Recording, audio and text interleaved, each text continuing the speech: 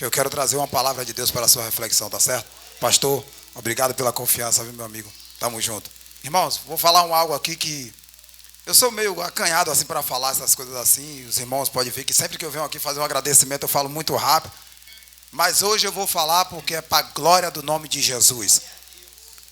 Eu sou uma das pessoas que foi agraciada por ter este homem como meu amigo, pastor Raimundo. Por quê? Porque um dia, no meu começo, quando eu comecei a ministrar a palavra de Deus, eu tive o privilégio de ter uma grande oportunidade.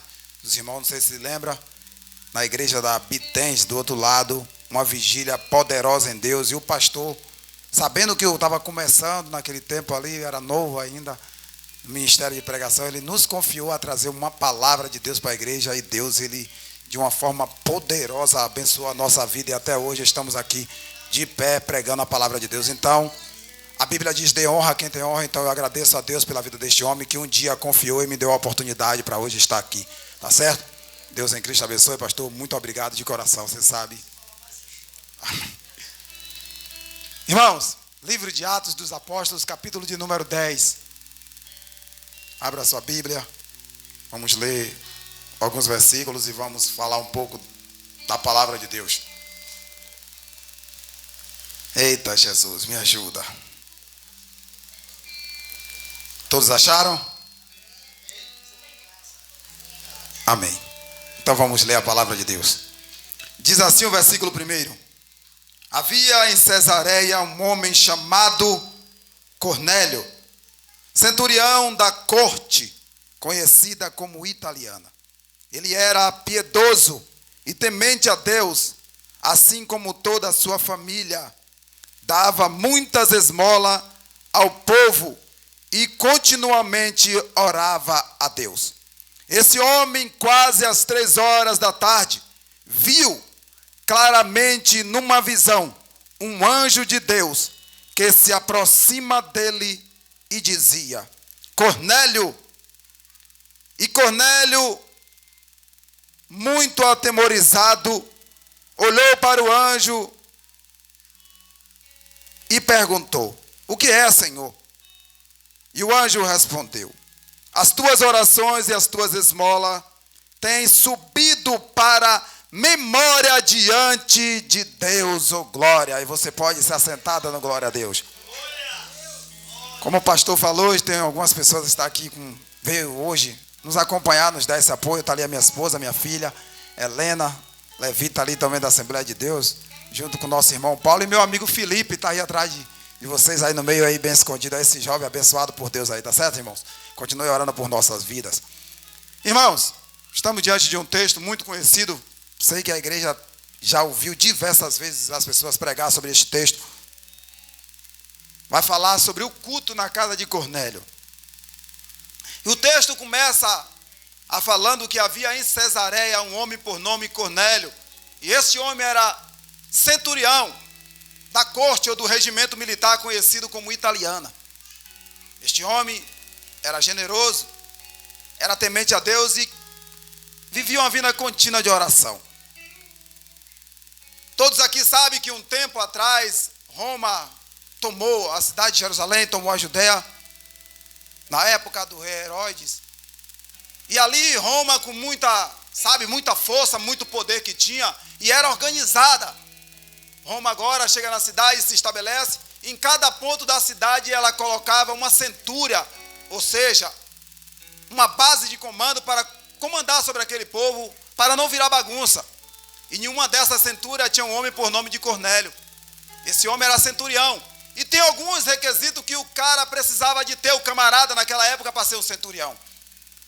E eu quero citar 3 aqui nesta noite. Primeiro, era ser leal e fiel ao Império Romano.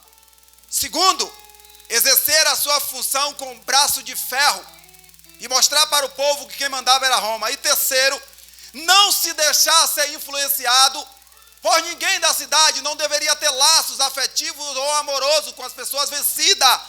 Eles não deveriam ter amizade com ninguém. E aí o texto segue dizendo que Cornélio era um homem que orava a Deus continuamente, dava esmola às pessoas necessitadas, Aqui eu logo entendo que Cornélio estava indo contra tudo que Roma queria, justamente para ficar no centro da vontade de Deus, fazendo a vontade de Deus. Cornélio não era batizado, não era circuncidado, e não tampouco era judeu, mas era um homem que exercia a sua fé ao Deus de Israel. E a Bíblia diz que uma certa vez, um dia de tarde, ele estava orando, por base das 3 horas da tarde. 3 horas da tarde era o culto de todo judeu, ia, como a gente conhece em Atos capítulo 3, Pedro e João sobem ali para a oração da hora nona, que é às 3 da tarde. E Cornélio, neste mesmo horário, que era o horário de costume do judeu orar, está Cornélio prostrado, orando a Deus e consagrando a sua vida. Lá na frente você vai ver. Subitamente aparece um homem com roupa resplandecente, um anjo, e o anjo fala: Cornélio, eis que Deus tem ouvido as suas orações, e as tuas esmolas têm que subido com um aroma suave, e está gravada na memória de Deus. Isso aqui me deixou muito assustado. Como é que o homem, não sendo judeu, o homem não é sacerdote, aparentemente não tem nenhum tipo de vínculo com Deus de Israel e na intimidade, e um anjo aparece para este homem e diz a ele que as orações e as esmolas subiram como oferta memorial à presença de Deus? Oh, glória! Ah, Jesus, isso é muito terrível.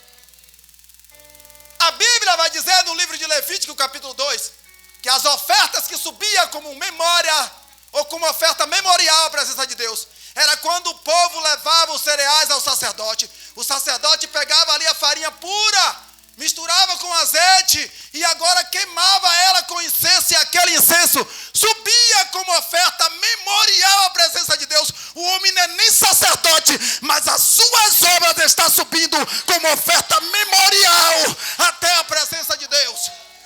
Ah, Jesus! O anjo aparece para este homem, e eu fico querendo entender, não poderia aparecer para qualquer outro tipo de pessoa, para os sacerdotes daquela época, para os fariseus, para os escribas, para os saduceus? Não, apareceu para um gentio. Por que este anjo aparece para ele e diz: olha, as suas ofertas têm subido como memória diante de Deus? Eu, observando a Bíblia, eu parei no livro de Tiago, no capítulo 1, e o versículo 27 diz a seguinte palavra: essa é a religião que Deus, o nosso Pai, aceita como imaculada e verdadeira, é cuidar dos órfãos e das viúvas em suas necessidades, e não se deixar corromper por filosofias mundanas. Cornélio é o tipo de igreja que Deus aceita como sincera e verdadeira. Ah, Jesus! Como é que um anjo não vai aparecer para um homem desse? O homem está fazendo justamente aquilo que Deus quer, está indo contra tudo que Roma prega para ficar no centro da vontade de Deus. O anjo aparece para ele: Cornélio, subiu até Deus as suas ofertas. Agora manda lá em Jope chamar um homem chamado Pedro. Simão, que tem um segundo nome, Pedro. Ele está hospedado na casa de Simão, o curtidor de couro, que fica na beira do mar. Cornélio logo entendeu a mensagem, e agora ele vai chamar algumas pessoas que estavam ao seu serviço. A Bíblia diz que ele chamou 2 servos e um soldado piedoso dentre todos que ali estavam em sua casa. Observe que Cornélio vai escolher as pessoas para enviar até a casa de Pedro. E não é qualquer pessoa que Cornélio vai chamar. Cornélio tinha 100 soldados ao seu comando, como outro centurião de Lucas 7. Eu digo a esse vai, ele vai. Eu digo a esse vem, ele vem. Só que Cornélio agora chama 3 pessoas, 2 servos e um soldado piedoso. E Cornélio vai contar tudo a eles primeiro. Isso aqui eu vejo laço de amizade e amor. E a mesma mente que Cornélio estava, aqueles homens também estavam. O que é que eu posso extrair disso aqui? Quando é para as coisas de Deus, a gente tem que saber quem é que a gente vai envolver juntamente com a gente. Não é qualquer pessoa. Não é. Cornélio não vai mandar qualquer um. Vai escolher 2 servos piedosos e um soldado piedoso. Ou seja, foi escolhido a dedo. Porque o Espírito Santo agora guia Cornélio. Se ele manda outros homens atribulados, não ia dar nada que preste. Cornélio estava fazendo tudo contra o Império Romano. Aqueles homens poderiam se desviar do caminho, ou poderiam não levar a mensagem também de Cornélio. e aí o milagre não ia acontecer. Poderia acontecer porque Deus é fiel e Ele faz como Ele quer. Mas eu acredito que nesses quesitos a gente tem que saber escolher as pessoas que Deus quer para estar do nosso lado nos ajudando. E como é que eu vou saber isso, pregador? Orando e jejuando assim como Cornélio. Os homens saem da casa de Cornélio e vai. Destino Jope. Aí a Bíblia diz que no outro dia, por volta do meio-dia, Pedro em Jope sobe até o terraço da casa para orar, enquanto os homens vinham pelo caminho. A Bíblia diz que quando Pedro sobe esta hora, Pedro começa a orar lá em cima, e de repente, ele entrou em um estado de completo êxtase. Enquanto a comida estava preparada, Pedro está orando. E naquela hora ele sobreveio sobre ele um completo êxtase. E ele viu os céus abertos. Observe que para Pedro ver o céu aberto, ele teve que subir para o terraço para orar. E isso na hora de meio-dia. E quando ele sobe para orar, logo a resposta de Deus vem para a vida dele. Em meio à escassez, em meio à tribulação, em meio a toda dificuldade, acredite, ele se manifestará ao meu e ao teu favor. É no meio da dificuldade que Jesus ele vai brilhar. É no meio da escassez. É no meio da tristeza, do desânimo. Sabe por quê? Porque se Jesus ele brilhar na tua vida enquanto tudo vai bem, a glória não sobressai para Jesus. De maneira nenhuma. Porque você está tudo bem, está tudo indo bem. Você vai achar que é normal. Então no momento que é mais impossível, que é mais triste, aí Deus ele vai entrar na cena para mostrar que Ele é fiel e vai sobressair acima da minha e da tua dificuldade. Pedro está orando. O céu abre e ele tem visão do céu. A Bíblia diz que veio um grande lençol vindo do céu diretamente para a terra. E esse estava amarrado pelas 4 pontas, contendo dentro toda espécie de animais, répteis, quadrúpedes e aves do céu. E a voz agora brada lá do céu: Pedro, levanta, sacrifique e coma. Pedro vai dizer: de maneira nenhuma, Senhor. Eu nunca comi nada nem impuro e nem profano. Mas aquela voz continuou falando com ele: Pedro, não torne impuro aquilo que Deus ele já purificou. Sacrifique e coma, Pedro. E pela terceira vez aconteceu esse diálogo. E a Bíblia diz que aquele lençol foi levado de novo até os céus, com aqueles animais tudo dentro. Oh glória!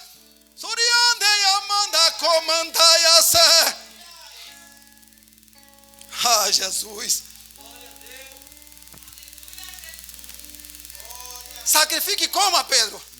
Como é que você quer tornar aqui imundo aquilo que Deus já purificou? Observando entre linhas desse texto, o sangue de Jesus é para purificar animal? Creio que não. Livro de 1 João, capítulo 1, versículo 5 a seguir. Esta é a mensagem que dele ouvimos: que Deus é luz e que não existe nele treva alguma. Se dissemos que temos comunhão com ele e mentimos, já não praticamos a verdade. Mas se andarmos na luz, como ele na luz está, temos comunhões uns com os outros. E o sangue de Jesus nos purifica de todo pecado. Ah, meu Deus! O sangue de Jesus é para purificar a alma de homens pecador. É para lavar a nossa alma. E Pedro ainda não entendia a mensagem. Por quê? Porque era judeu. E entendia que judeu não come animal impuro. E que judeu não se relaciona com pessoas que não são judeu. Isso ainda estava cravado na mente de Pedro. E algumas coisas em nossas mentes que o Espírito Santo ele ainda vai desconstruir e nos mostrar a verdade à luz da Bíblia. Pedro ainda está atônito com a visão que acabaram de ter. E logo os homens começam a se aproximar da porta de Simão, o curtidor de couro. Especulando, perguntou se ali estava um homem chamado Simão, pelo segundo nome Pedro. E Pedro logo ainda querendo entender qual era o significado daquela visão, o Espírito encosta em Pedro e diz: Pedro, eis aí a porta, 3 homens, e eles estão procurando você. Não se recuse a ter com ele e nem ir com eles, porque foi eu que enviei estes homens até você. Oh, glória! Pedro agora vai ser doutrinado e ordenado pelo Espírito.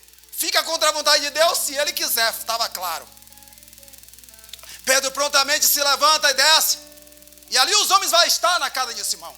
E ele vai dizer: eis aqui, vocês me entendem agora, sou eu o homem a quem vocês estão procurando. Qual é o motivo da vossa vinda? Por que vocês estão atrás de mim? Os homens começaram a falar: nós viemos da parte do centurião por nome Cornélio. Ele é um homem justo, ele é bondoso, ele é temente a Deus. E ele tem o maior respeito perante a todo o povo de Israel. Um certo anjo lhe apareceu, um santo anjo, como eles diziam, apareceu para ele uma visão e mandou que chamar você para ir até a casa dele, para que você entregasse uma mensagem lá, Pedro. Pedro logo pegou aqueles homens e disse: fiquem aqui comigo hoje, e amanhã nós iremos para lá. Quando os homens entram na casa, aqui nós podemos ver que a ideia de Pedro de não se labutar e não se associar a gentil já começa a ser desconstruída pelo poder do Espírito Santo. Se o Espírito Santo não fizer isso na minha e na tua vida, não nos convencer do pecado, da justiça e do juízo, ninguém vai convencer. E a Bíblia diz que ele está ao nosso lado, intercedendo por nós com gemidos inexprimíveis. E ainda é ciumento para acabar de completar. Ele tem ciúme de mim e de você. Pedro vai chamar os homens e vai ficar lá. No outro dia eles vão tomar o seu rumo até a cidade de Cesareia. E agora Pedro já não vai mais sozinho. Lá no versículo 34 a seguir você vai ver. Pedro vai pegar os homens e vai seguir diretamente para Cesareia. Só que a Bíblia diz que foi alguns irmãos junto com ele. E você vê no livro de Atos, o capítulo 12, o capítulo 11, o versículo 12, vai dizer que 6 irmãos foram junto com Pedro naquela viagem, com mais os 3 homens que foram enviados da parte de Cornélio. Então temos aqui 7, que é a perfeição, o número da perfeição de Deus, 7 homens judeus, 7 homens crentes, e agora 3 homens gentios. Estamos num quadro de 10, rumo a Cesareia. No dia seguinte eles chegaram até a Cesareia. E a Bíblia diz que Cornélio já esperava eles. E a casa de Cornélio estava abarrotada. Cornélio pegou as pessoas mais próximas dele, seus amigos e família, e colocou todo mundo dentro da casa. Porque Cornélio entendia que Deus ia fazer um sobrenatural naquele lugar. Enquanto Pedro vai chegando, Cornélio corre e se atira aos pés de Pedro. E começou a adorar. Só que Pedro entende que ele não merece nenhuma adoração, que ele não é digno de ser adorado. Quando Maria, as 3 Maria, em Lucas 24, foram até ao sepulcro, chegando lá, elas viram 2 varões com roupa resplandecente. O que foi que elas fizeram? Atemorizada, colocaram o seu rosto para o chão. E na hora os varões lhe disseram: por que vocês estão procurando entre os mortos aquele que vive? Ele não está aqui, ele ressuscitou. Os anjos estão dizendo a elas na íntegra: não se prostre diante de nós, que nós não somos dignos de ser adorados.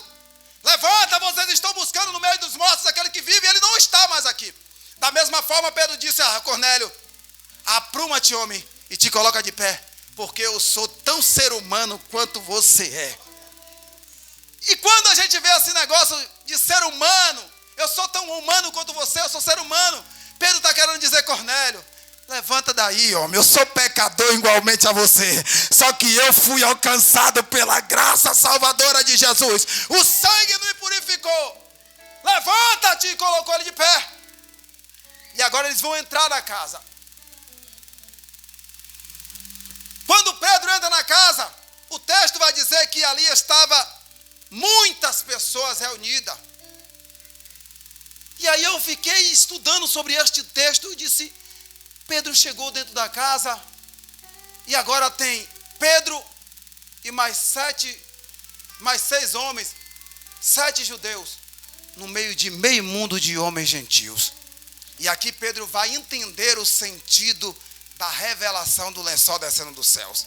Está todo mundo dentro do lençol, pessoas puras e impuras da mesma forma. E Pedro vai dizer, vocês bem sabem que é contra a nossa lei um judeu se associar a qualquer gentil, nem por uma breve visita nós não podemos. Mas Deus me revelou que a nenhum homem eu devo tratar como impuro ou imundo. Pedro viu homem ou bicho dentro do lençol. Ele entendeu que aquilo simbolizava vidas, almas, pessoas. A nenhum homem eu devo tratar como impuro ou imundo. Mas agora vocês me têm aqui. Qual foi o motivo que vocês mandaram me buscar?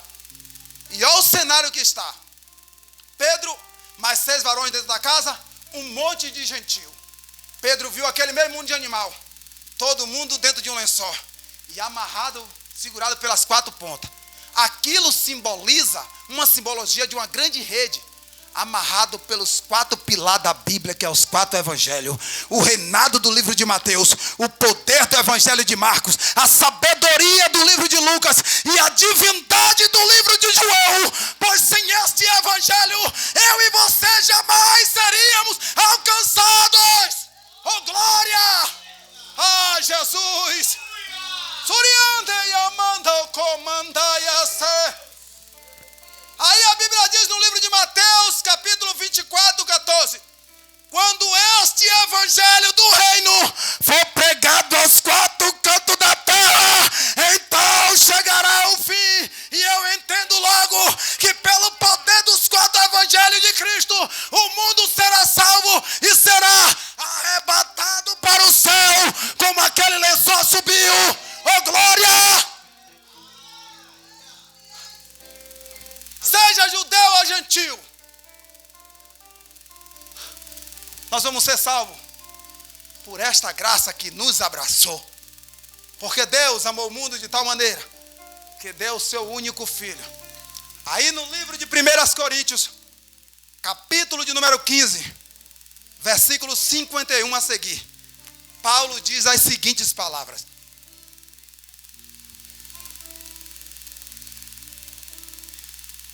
Eis que eu passo a vos mostrar um mistério. Nem todos morreremos, mas seremos transformados.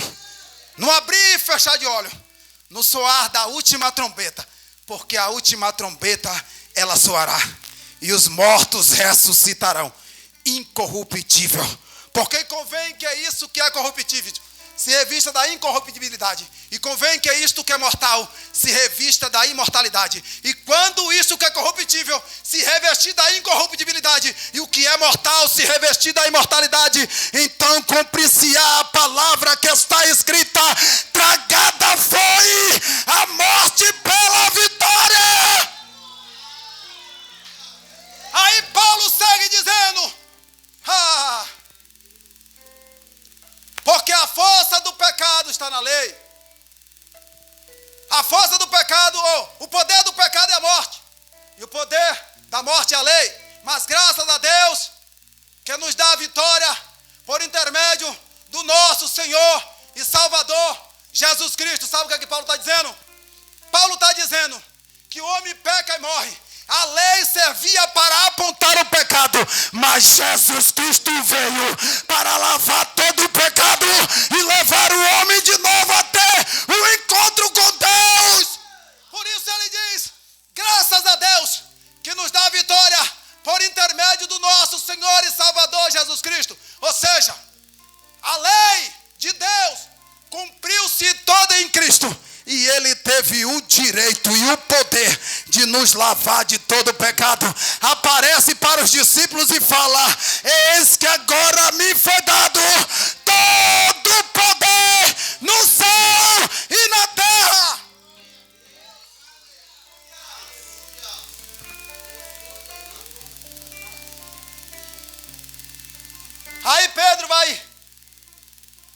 ouvir agora de Cornélio. Cornélio vai dizer: estava eu há 4 dias em minha casa, orando e jejuando. 3 horas da tarde, um homem que não é nem judeu, está prostrado, orando e jejuando. Como é que esse homem não vai ver o céu aberto, rapaz?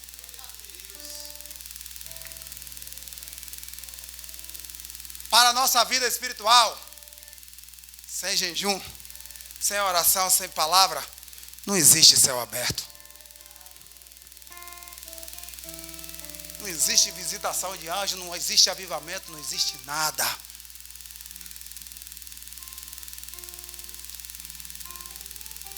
O negócio é tão sério que Cornélio fala: estava eu orando e jejuando, quando subitamente me apareceu um homem com vestes resplandecentes, e esse me disse: Cornélio, manda chamar lá em Jope um homem chamado Simão, que tem pelo segundo nome Pedro. Ele está hospedado na casa de Simão, curtidor de couro, cuja casa fica na beira do mar. E eu, sem demora, mandei te chamar. E você fez bem, Pedro, em vir.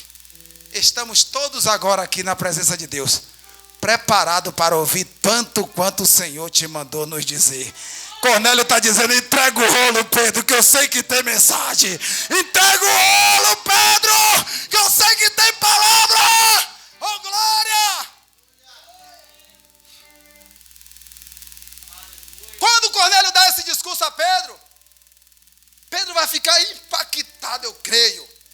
Olha o que ele vai dizer: verdadeiramente, eu reconheço que Deus, Ele não faz acepção de pessoas. Não trata nenhum tipo de pessoa com imparcialidade. Antes, de todas as nacionalidades, Ele recebe todo aquele que crê e pratica a justiça. Pedro está dizendo na barba de Cornélio: você é justo mesmo diante de Deus. Você e sua casa são justos. Imagine que palavra. Eu percebo verdadeiramente que Deus, Ele não trata nenhuma pessoa com indiferença. Mas antes de toda nacionalidade, Ele recebe todos aqueles que crê e que pratica a justiça. A mensagem que Pedro vai pregar é uma mensagem simples, mas tem um poder tão terrível que você nem imagina. Pedro vai parar na frente de todo mundo, aquele público todo, e vai dizer... Agora ele reconhece, Pedro reconhece, que Cornélio pode receber a salvação, que Cornélio também é digno de que ele entre na casa e tenha comunhão com ele, porque isso é a vontade de Deus, ela é boa, perfeita e agradável. Que nenhuma alma se perca, mas que todos eles venham a se arrepender. E a Bíblia diz que o primeiro mandamento da Bíblia é amar o seu Deus acima de todas as coisas e amar o teu próximo como a ti mesmo. Pedro agora vai entender, ainda truculento, mas vai ter que entender. O que é que eu quero dizer nesta noite? Ainda que seja difícil para você compreender algumas coisas, tanto seja na igreja, como em sua casa ou no seu trabalho, mas Deus vai fazer você entender. Deus não é arcaico, Deus não é ditador. Todos os mandamentos da Bíblia de Deus sempre se resumiam em amor. Deus, Ele é amor, amor e amor. E por causa desse imenso amor, Ele vai permitir que algumas coisas aconteçam na nossa vida para forjar o nosso caráter.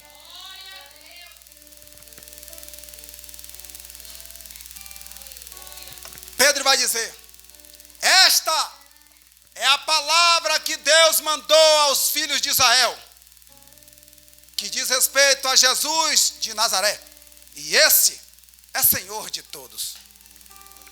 Essa mensagem vocês bem conhecem, que foi pregada por toda a Judeia, até chegar na Galileia.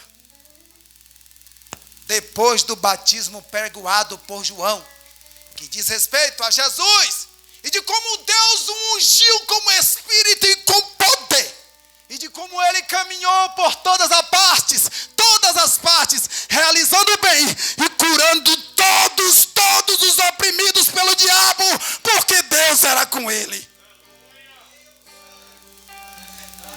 E nós somos testemunha, é o que Pedro vai dizer, nós somos testemunha de tudo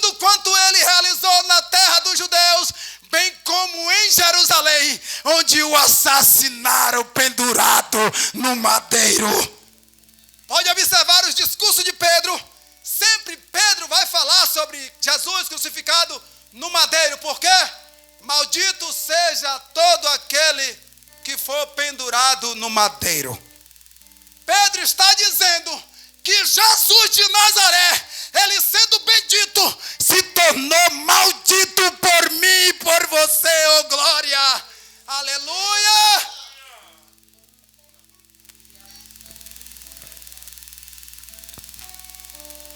Segue o discurso dizendo: nós temos testemunha de tudo quanto ele realizou na terra dos judeus e também em Jerusalém, onde o assassinaram pendurado no madeiro. Mas Deus ressuscitou Jesus dentre os mortos e permitiu que fosse visto, pastor, não por toda a população, mas por testemunha que ele escolhera previamente com esse propósito. E depois também a nós que comemos e bebemos com ele. Aí Pedro segue dizendo: foi ele mesmo, Jesus, que nos mandou pregar a todas as pessoas que Deus constituiu ele juiz dos que estão vivos e dos mortos. Oh glória!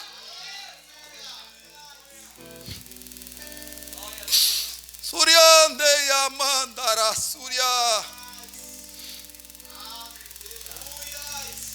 E que todos os profetas anunciam que toda pessoa que nele crê receba perdão dos pecados mediante ao seu nome. Esta foi a mensagem de Pedro. Aqui é a mensagem. Só falou da morte, da crucificação e da ressurreição. Enquanto Pedro prega essa palavra, vai acontecer algo estarrecedor naquela casa. Mas a gente tem que observar o cenário. Tudo vai cooperar para o bem daqueles que amam a Deus. Todas as coisas. Cornélio havia preparado o espaço. Cornélio havia preparado aquelas pessoas que estavam ali. Reuniu e botou todo mundo dentro de casa. Enquanto Pedro prega, o povo está com o coração aberto para a palavra. Esse era o segredo. E quando a gente estamos com o coração aberto para a palavra, o céu se abre e Deus entra em providência. Aí a Bíblia vai dizer que enquanto Pedro ainda proferia essas palavras, o Espírito Santo de Deus desceu sobre todas as pessoas que ouviram a mensagem. Oh glória!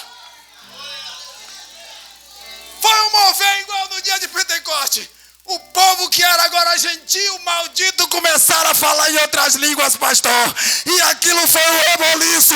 O Espírito se apoderou de todo mundo que estava ali. A diferença de hoje. Qual é a diferença de hoje, Wellington? Por que as pessoas pregam e a gente não vê esse Espírito descer da mesma forma? Dá um trabalho, né, pastor? Oração, consagração, jejum, muito jejum. Ainda tem que botar a mão na cabeça da pessoa e ficar dizendo: receba, receba, receba, receba. Sabe o que é isso? Coração fechado para a palavra de Deus. Quando Pedro prega, ele não faz nada. Ele só faz anunciar a palavra. As pessoas estavam tão fervorosas esperando aquela mensagem, sabe? Sedentas, que o Espírito mesmo se encarregou de confirmar o sinal com a palavra que Pedro pregava. Está lá em Marcos 16. Marcos 16, Jesus disse que ele cooperaria com os discípulos e confirmava os sinais com a palavra que eles pregassem. Foi Pedro pregar, o povo de coração aberto e o Espírito descer. O segredo é esse, é abrir o coração nos dias de escassez para receber coisas grandes da parte de Deus. Oh glória! O Espírito toma conta do ambiente. O povo começa a glorificar a Deus falando em outras línguas. E aquelas testemunhas que estavam ali com Pedro, ali foi propósito de Deus. Pedro teria que depois dali levar um relatório para a bancada dos apóstolos. E agora ele teria que dizer que esse Espírito que eles defendiam tanto, eles como justos, agora está derramando sobre pessoas malditas que eles nem gostavam e nem se encostavam de junto. Lucas 1,37 diz o quê? Porquanto para Deus não existe nada, absolutamente nada, que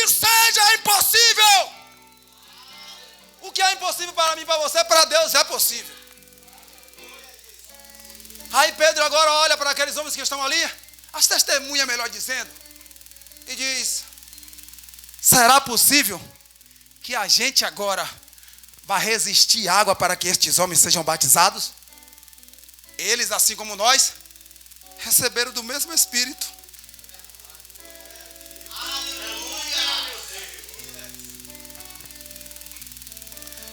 Sabe o que é que Pedro está dizendo para aqueles judeus que estavam ali? Ele já está convencido.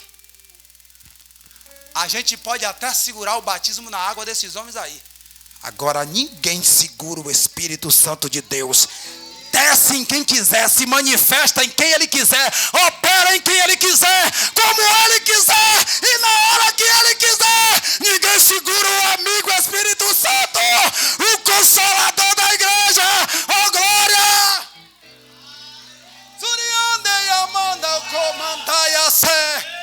Ninguém segura não, o Espírito Santo não. A gente pode querer parar o homem, a caminhada dele. Agora ninguém segura o Espírito que opera na vida dele. Porque o Espírito de Deus é poderoso para destruir fortaleza do diabo.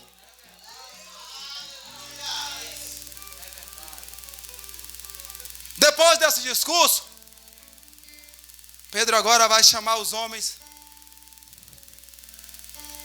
Vamos batizar. O que a gente não pôde fazer por eles, Deus já fez. Já selou com o Espírito Santo dizendo: são meus, meus e meus, e eu não abro mão. E o caminho, Pedro, é por aqui. Estava lendo o capítulo 28 de Atos ontem. Algo estarrecedor. A trajetória de Paulo dentro daquele barco foi terrível. Vento ao contrário, vento do Nordeste. Um vento chamado tufão acabava com tudo. No meio do caminho. Igreja, isso aqui eu recebi tanto ontem disso aqui de Deus para a minha vida. E hoje eu quero compartilhar um pouquinho só com vocês. Durante aquela trajetória, houve várias coisas muito terríveis. Só que chegou um ponto, pastor, que aqueles homens entenderam que ele não podia mais com a força da natureza. Ou seja, eles não podiam mais com a manifestação de Deus sobre a natureza. E o que é que eles vão fazer? Vão desamarrar o barco todo, vai jogar metade das bagagens fora e vai deixar o barco à deriva. Sabe o que é a deriva? Um barco solto, levado pelos ventos nas imensas ondas do mar. Ali Paulo e os outros estão dizendo: este navio agora está seguro nas mãos de Deus. Vamos voar nas asas do Espírito até onde Deus quiser. Oh, glória! Agora no meio da trajetória, joga o trigo fora. É precioso, a gente vai passar fome. Não. Deus providenciará tudo durante a sua trajetória. Ele de maneira nenhuma vai lhe contar o que vai acontecer no meio. Ele lhe conta o começo: venha que é bom, você vai ser salvo, ele promete a salvação. Se ele contar a você o que vai acontecer no meio, você vai desistir, rapaz, você vai sair da igreja. Ali, não, quando chegar no meio, eu vou manifestar meu poder, vou mostrar que eu sou com você. Mas eu não posso lhe contar não, que você ainda é muito limitado para essas coisas do céu. Paulo, quando chega no outro lado, perto de uma ilha chamada Malta, antes um pouco mais, sabe o que Paulo vai fazer? Paulo vai chamar aqueles homens, pastor, e ele vai partir o pão e vai fazer uma oração. Sabe o que eu entendo com isso aqui? O que sustentou aqueles homens para chegar até o outro lado foi aquele partir do pão e aquelas orações, porque isso significa santa ceia, comunhão. Só assim eu e você vai chegar do outro lado, cantando o hino da vitória. O segredo é perseverar em dias difíceis, em dias fáceis, sempre entregando nossos problemas e dificuldades na mão de Deus, acreditando que Ele é fiel para resolver tudo. Sabe por quê? Quando a gente se torna totalmente dependente de Deus, aí as coisas dão certo. O povo vai lhe chamar de louco, vai taxar de você de um bocado de nome, mas você é cordeiro eleito para a gloriosa salvação e vai atravessar para o outro lado. Já quero aqui agradecer a minha oportunidade pela esta noite maravilhosa e dizer aos irmãos que eu me alegro na cruz todas as vezes que venho aqui para falar do amor de Deus. E que a gente entenda que lá fora existem pessoas que estão debaixo do viaduto, estão dormindo na sinaleira, estão se drogando, estão com arma na mão. E nós somos o sal da terra e a luz deste mundo. Nós fomos chamados por Cristo para levar luz a este povo e sabor como sal. Então eu e você estamos com uma grande responsabilidade, que é ganhar o maior número possível de pessoas aí fora e trazer para aqui para dentro, como fez Cornélio. Aí você vai ver Deus encher ele do Espírito Santo e de poder. Agradeço a minha oportunidade em nome de Jesus.